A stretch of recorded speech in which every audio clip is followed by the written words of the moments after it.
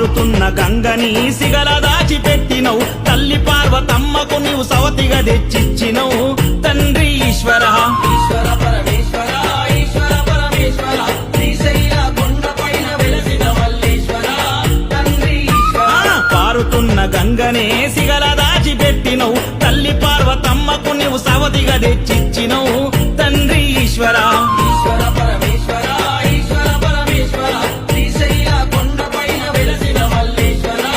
తండ్రి ఈశ్వర